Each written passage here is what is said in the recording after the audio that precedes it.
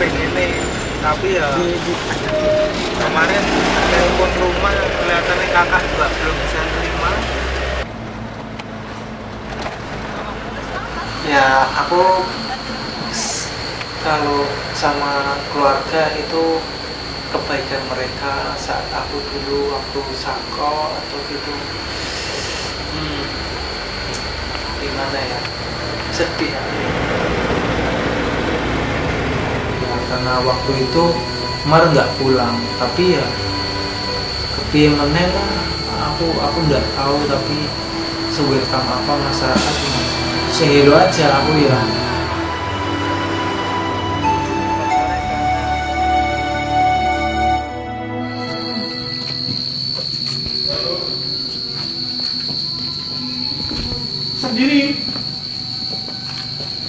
Margiono itu dulu masuk di PSPP itu atas dasar rujukan dari teman PSM. Cuman agak spesifik karena Margiono ini punya perilaku yang maladaptif. Jadi ada penyimpangan-penyimpangan perilaku karena pengaruh drugs. Ada pengaruh drugs, memang dia mengalami apa yang disebut dual diagnosis. Jadi dia sudah split personality. Nah, maka dari itu kami dari PSPP pada saat merancang rawatan kita harus ada dua terapi, yaitu terapi medis dan terapi sosial. Nah, kemarin kan kamu sharing sama saya. Iya. Kamu hari-hari kemarin itu kan masih bingung. Bingung ngapain? Ya itu kamu. Makanya ini pengalaman. Sendiri loh, gitu. Ya nggak tahu. Nah sekarang kamu harus tahu ya. Ya kan? Iya. Rasanya penak waras sama penak edan. Penak waras. Lah gini, makanya harus hati-hati kamu. Yang bisa menjaga dirimu sendiri itu ya kamu. Iya. Kamu itu orangnya bagus, baik, punya semangat hidup, itu punya usaha yang sangat luar biasa. Iya. Neng gua harus diserang kayak gitu nanti berbahaya.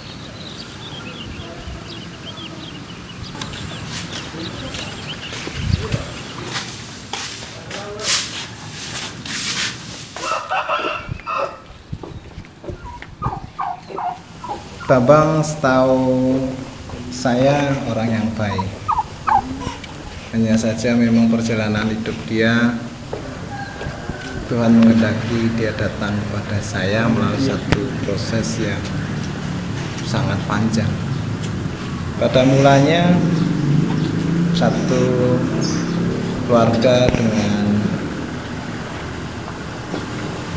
pemerintah terkecil setempat, Pak RT, datang kepada saya di PSPP dan berkonsultasi mengenai Bambang. Mereka menceritakan keadaan Bambang yang pada waktu itu sudah ditinggalkan ibunya dan ayahnya dalam keadaan sakit stroke. Mungkin. Nah, kemudian mereka konsultasi kepada saya, mengatakan bahwa Bambang ini merupakan orang yang menyalahgunakan narkoba.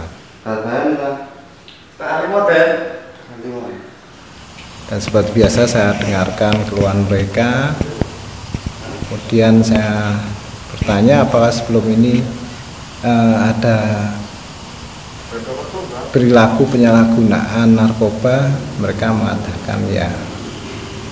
Kemudian setelah itu Bambang dibawa ke sini dalam keadaan yang sebetulnya afeknya datar. Dalam bahasa psikologis, afek datar itu bagian dari adanya perasaan guilty feeling atau perasaan bersalah. Dan pada saat itu sangat susah dilakukan assessment. Ya, jadi yang bisa saya lakukan adalah menemani saja, mendengarkan apa yang dikeluhkan, dan Bambang ini karena keadaan psikologisnya dengan afek datarnya itu tidak terlalu banyak berkomentar. Sapu yang neng kono kita. Ambil. Ambil. Yang harus diketahui bahwa Mar dulu datang di PSPP itu namanya saja tidak tahu. Dia dulu apalagi namanya dia Yang kedua juga tidak bisa membedakan gender. Jadi dia apakah dia laki-laki atau perempuan. Dulu rambutnya panjang, pakainya celana kodok itu, pakai celana yang ada sak besar di depan itu, pakai serempang di sini. Dia tidak mau dipotong gitu. Dan ngomongnya bahasa Inggris terus di sini. Seiringnya itu dengan terapi medis dan terapi sosial itu yang bisa membawa Mar bisa menemukan jati dirinya. Baiknya Mar mendengarkan orang dan itu akan diceritakan pada orang, sehingga ini lumayan. Saya akan misalnya aku memberikan treatment dengan Mar gitu, misalnya Mbok kamu itu bisa hidup sehat nanti dengan apa, bangun pagi mandi seperti ini gitu. Nah kalau omongan sama saya itu mesti diomongkan dengan orang, kamu harus juga mandi sehat gitu. Tetapi untuk Mar itu melakukan kegiatan itu, sehingga nah enak dengan Mar ini kebetulan terapinya agak pas karena memang Mar itu ya banyak bicara dan sebenarnya berbakat untuk bisa memberikan motivasi kepada teman-temannya yang mengalami gangguan yang sama. Lo sayang nggak sama Bambang? Sayang banget. Sayang banget kan? Bambang lo sayang nggak sama family? Wah, bener lo underestimate family lo, pambel lo udah 3. Satu hal yang menarik juga dari Bambang, pada saat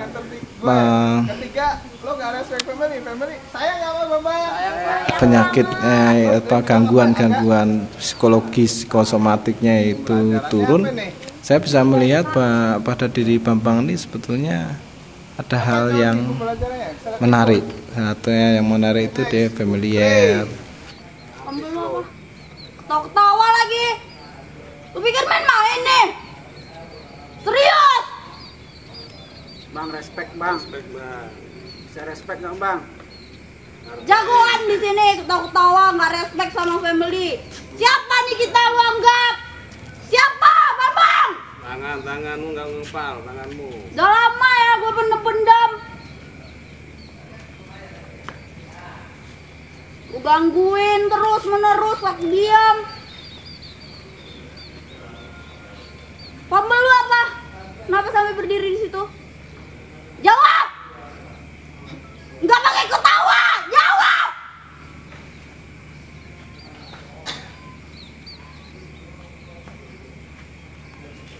Bisa jawab nggak? Ya udah jawab. Disrespect.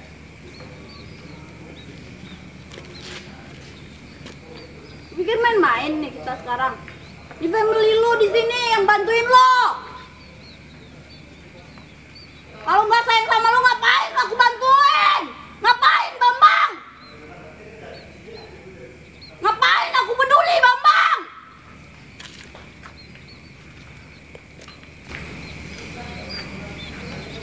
Mau didiamin aja sama family, nggak dibantuin mau? Mau? Kalau mau kita buat kayak gitu, mau? Ya udah respect. Betasin dari gue, berubah deh Bang. Gak usah bercanda mulu. Isengnya dikurangin. Harus respect. Mau sama siapa aja lu harus respect. Karena kita peduli semua sama lu. Ya kan? Lu family kita. Tapi lu malah nggak nganggep kita. Sedih Bang, sedih.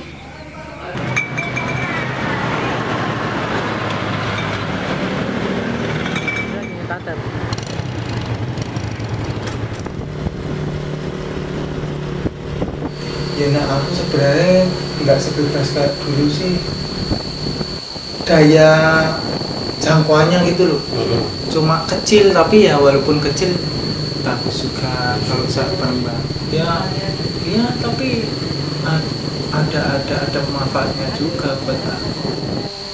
Rohaninya semakin dalam di sini daripada di luar. Sebenarnya kan Margiono ini sisi positifnya adalah dia kepengennya sembuh sangat luar biasa. Bagaimana dulu merokok tak suruh tidak merokok dia mau. Ini yang sangat luar biasa. Berarti apa? Saya harus mengalihkan pola pikir mereka ini positif gitu untuk daya sembuhnya itu yang patut kita akui untuk Mar itu. Bisa, wah senang banget loh aku, apalagi bisa azan di masjid yang tadi pernah saya azan. Padahal teman-teman, buat apa kamu azan, nggak perlu lah. Jangan salah dalam hati saya. Tebar pesona. I love you family. I love you family. Suara yang kencang. Lovely. Jantan kan lo. I love you family. Oke? Oke, proceed semua. Good.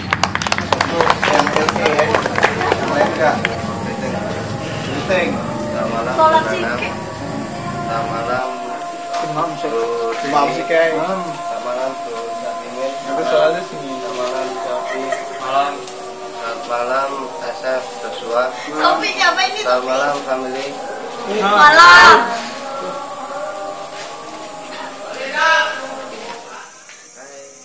Hai. Panggilnya Bonce. Lo harus bikin ketawa family. Kamu tuh sebenarnya enak loh. Lo joker tuh cuma bikin ketawa family gitu. Nah, seiring waktu berjalan, perlahan-lahan dengan pendekatan hati ke hati, ya dalam istilah kita motivational interviewing, saya jadi mengetahui siapa Bambang yang sebenarnya. Pada 1 bulan dalam masa rehabilitasi, ada berita duka, ayahnya meninggal dunia. Tapi yang saya bangga, Bambang sangat luar biasa, dia menerima keadaannya dengan sabar dan ikhlas, dan dia hanya ingin bisa ke makam orang tuanya. Dan sejauh ini Bambang memenuhi kata-katanya, dia tidak pernah split atau berusaha untuk lari dari tempat ini. Dan selepas itu keluarganya konsultasi lagi pada saya. Bambang dirawat di tempat ini sampai dia mendapatkan peak performance-nya atau puncak hasilnya. Tugasmu apa wae? Gitu bisa.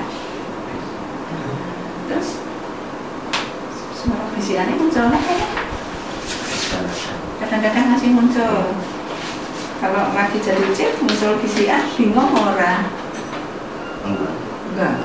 Visiannya apa sih? Enggak lupa, enggak tahu.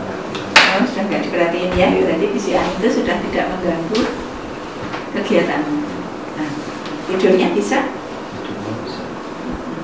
Visiannya masih. Terus kalau dulu kan ada itu tindakanmu yang tidak kemauan sendiri tapi ada yang mengendalikan itu, masih ada enggak?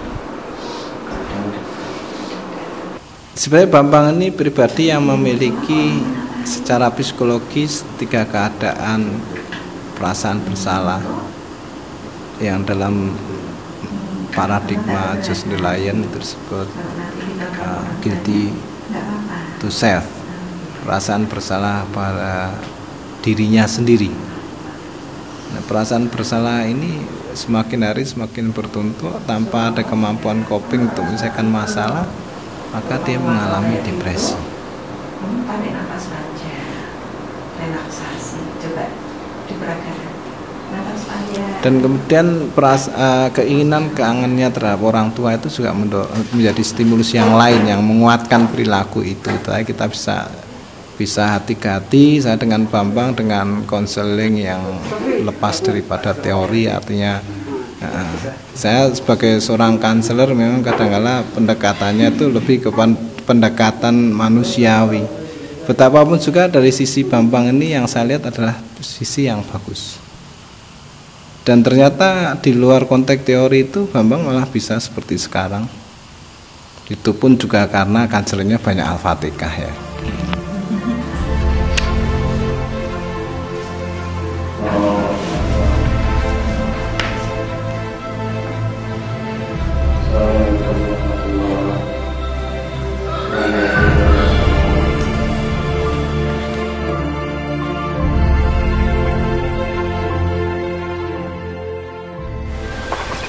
Double mas.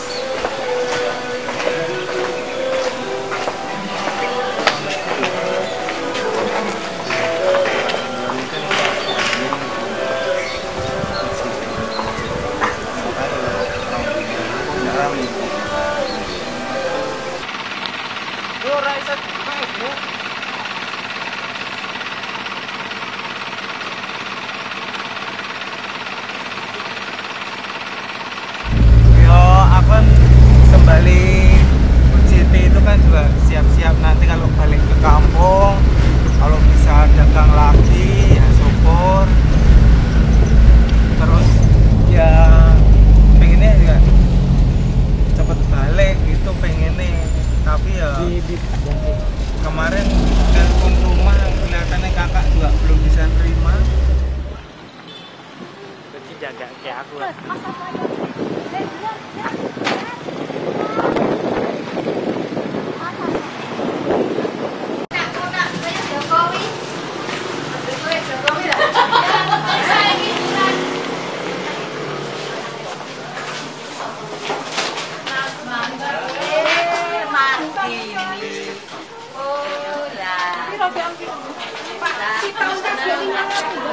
Ini minggir saya, nengguriku.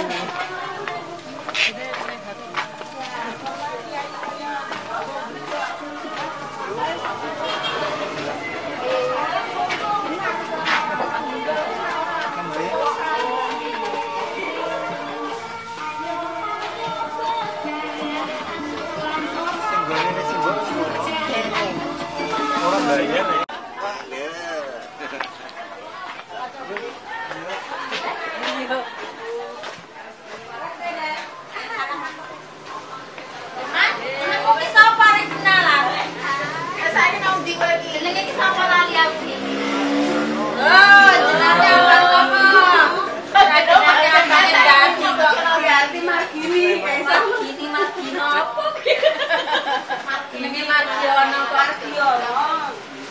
Jadi pegawai apa mas lagi tak ngelamar? Calon sih. Ini kok aku beres yang hati-hati sih.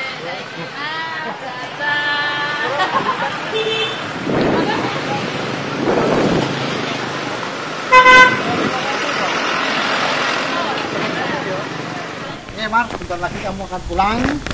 Ingat pesan saya, kamu harus clean and sober. Kamu tidak usah berpikir yang terlalu jauh.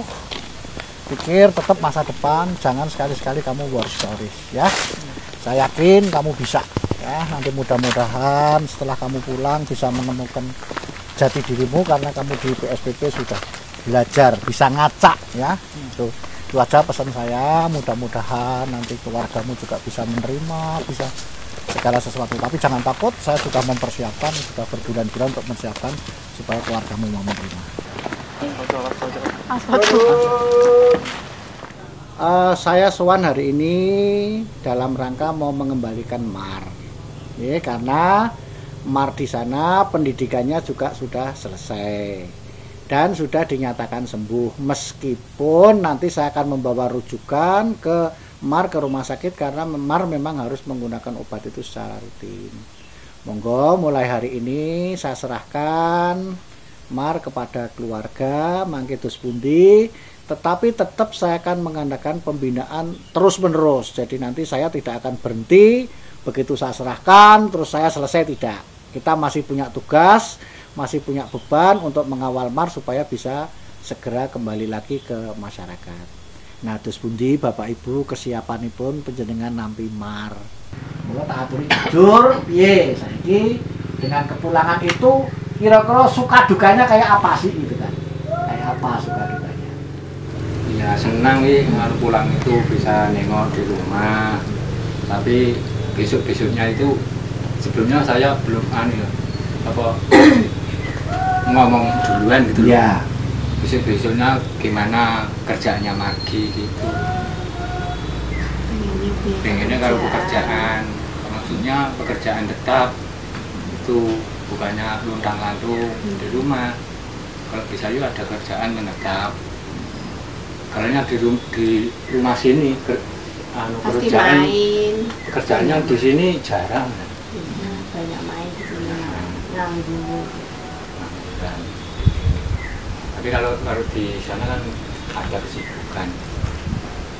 Ketika dia mau pulang, ini mau ikut siapa? Karena ibunya itu sekarang ada di Cilacap bersama kakaknya.